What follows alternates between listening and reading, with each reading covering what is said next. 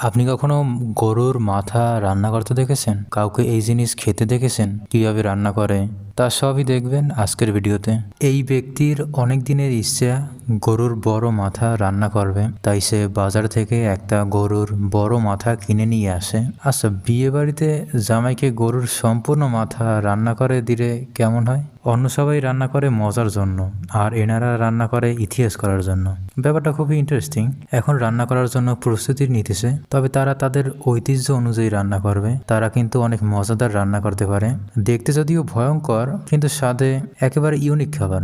এই জিনিসটা রান্না করতে তারা কিন্তু খুব আনন্দ পাইতেছে।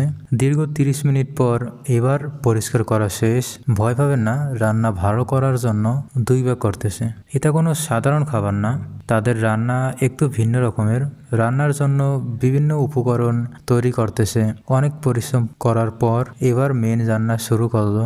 রান্না মজাদার করার জন্য মনে হয় আমাদের দোয়া করা লাগবে। তবে সব কাজ সে নিজেই করতে পছন্দ করে। রান্না মজা করার জন্য সে অনেক জিনিস ব্যবহার করে। মনে মনে ভাবে, যাই হোক, রান্না মজাদার করতেই হবে।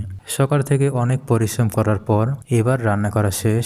রান্নার যা চেহারা, মনে হয় আমাদের একটু বেশি দোয়া করা উচিত ছিল। তবে তাদের কাছে রান্না মজাদার হয়েছে, তারা এখন খুব আনন্দের সাথে খাবে। তাদের দেখে মনে হচ্ছে রান্না খুব মজা হয়েছে। আমার মনে হয় এই খাবার এক কামড়েই ইতিহাস বদলে দেওয়ার জন্য যথেষ্ট। তারা পেট ভরে খেতেছে। তবে আমি চিন্তা করতেছি, এরা যখন ঘুমাবে তখন গরুটার সব চিন্তা ভাবনা তাদের মাথায় নিশ্চয়ই বেড়াতে আসবে।